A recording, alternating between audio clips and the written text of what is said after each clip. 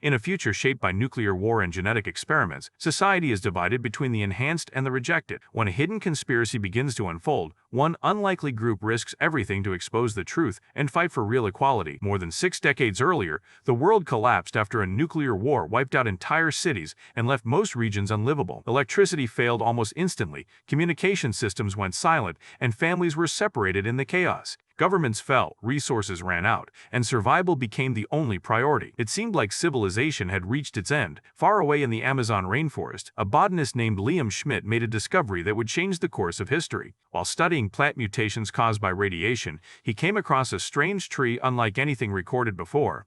The tree emitted a soft blue glow and had the ability to absorb nuclear radiation, converting it into clean energy. Its blossoms carried the same property.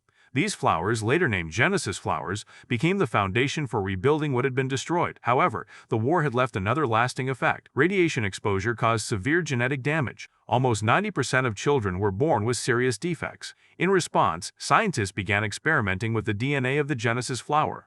They combined it with human DNA and introduced it into pregnant women in an attempt to prevent deformities. The results were unexpected. The children born from this procedure developed heightened physical and sensory abilities. Their sight, hearing, strength, and mental processing far exceeded that of ordinary humans. These individuals were called genetics. Over time, genetics became the majority of the population and were treated with high status. They held most positions of power and influence. Still, around 10% of births did not accept the modified DNA. These children were born without enhancements. Some had physical disabilities such as vision loss, heart conditions, or limited mobility. They were labeled specials. Specials were treated as inferior and were often pushed into heavy labor jobs. They were excluded from opportunities and frequently mistreated. The focus then moves to the Genesis Institute, the secure facility where the powerful trees are cultivated and studied.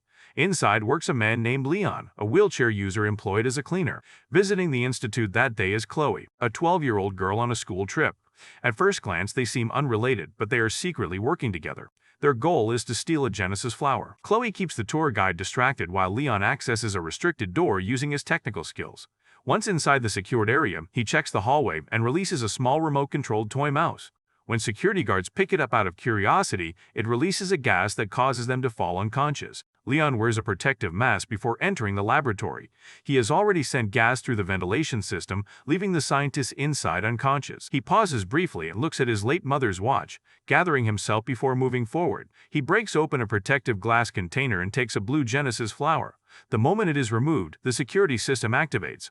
The mutated tree, altered further by years of radiation exposure, reacts violently and fires sharp thorns in his direction. Leon avoids the attack and escapes just as alarms begin sounding throughout the building. The institute enters full lockdown. Staff and visitors rush toward the exits. Leon blends in with the crowd and meets Chloe during the evacuation. Without drawing attention, she hides the flower inside her teddy bear. A guard inspects the toy but finds nothing unusual.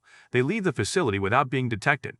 As they return to their city, large public screens broadcast a political speech. Senator Frank is promoting a proposal known as Proposition 42. The new law is intended to grant equal rights to both genetics and specials. He also claims to be developing a medical serum that could give specials the same enhancements as genetics. Shortly after, attention shifts to a well-known pop singer named Mira, who announces a concert in one of the poorer districts as a gesture of unity between social classes.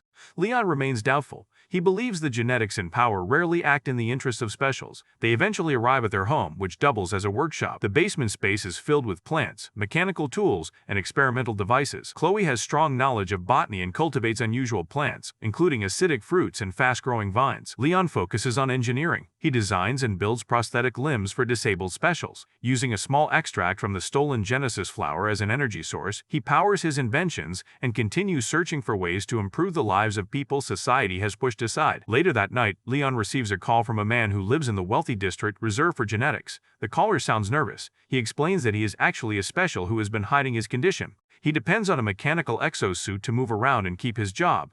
The suit has stopped working, and without it, his disability would be exposed. If his employers discover the truth, he will lose everything. Chloe is against taking the job. The genetic district is heavily monitored, and specials are not welcome there. The risk is high.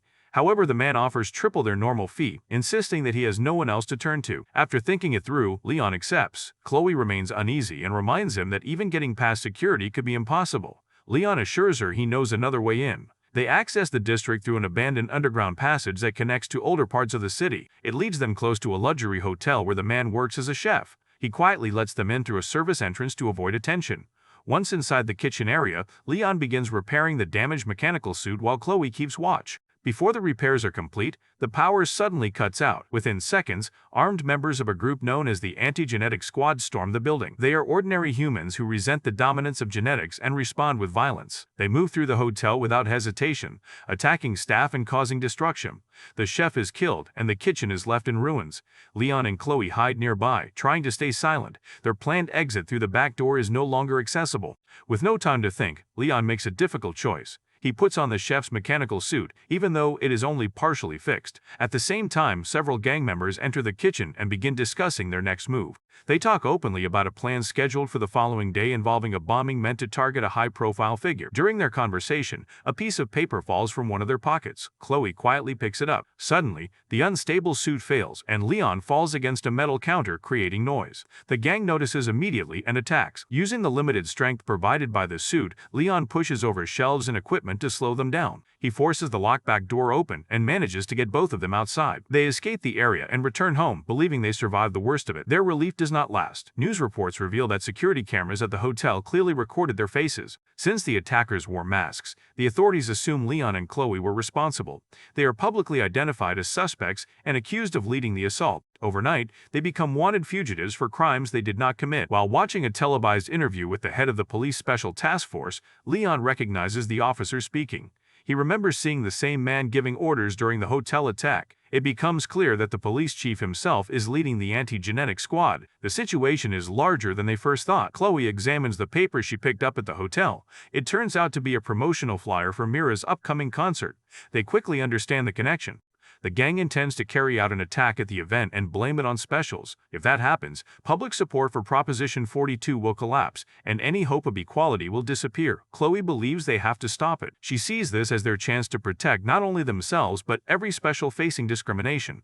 Leon disagrees at first. He doubts that a young girl and a disabled man can stand against a powerful organization backed by corrupt officials. He considers leaving the city to avoid arrest. As he begins packing, his attention falls on his mother's watch. The engraving inside states that all people are equal. He remembers that she was denied medical care because she was a special, and that decision led to her death. The memory forces him to reconsider. Running away would mean accepting the same injustice that took her life. He decides to stay. When Chloe returns, she finds Leon working on the mechanical suit again. This time, he strengthens it and adds defensive modifications. Chloe contributes using her knowledge of plants. She integrates engineered vines into the design and attaches acidic fruit pods that can release gas strong enough to disable attackers. Together, they prepare for the confrontation. The next day, the concert begins as planned. Crowds gather in the district where Mira is scheduled to perform. Hidden among the audience, members of the anti-genetic squad move into position. Their goal is to abduct her and trigger chaos. Panic spreads as the attack starts. At first, Leon and Chloe remain out of sight. Then, as the gang seizes Mira, Leon steps forward wearing the upgraded mechanical suit. He struggles briefly to steady himself before standing firmly in their path. When the attackers turn toward him, the suit activates. Vines rapidly spread across its surface, a final addition designed by Chloe, signaling that they are ready to fight back. The attackers treat Leon like a joke at first. They assume he is no threat. Then he activates the upgrades hidden inside the suit. Thick vines extend outward and strike at the men surrounding him. The modified fruit pods burst open, releasing gas that spreads through the air and interferes with their vision. Several of them stumble back, unable to see clearly. He tries to reach Mira, but more members of the group rush in. The number of enemies quickly overwhelms him. They surround him, drag him down, and repeatedly strike the suit until its frame cracks. The mechanical system fails piece by piece. Leon falls to the ground with no protection left. Before the gang can finish him, a car speeds toward the scene. Chloe is behind the wheel. She drives straight into the attackers, forcing them to scatter. She pulls Leon into the vehicle along with Mira and leaves the area before reinforcements arrive.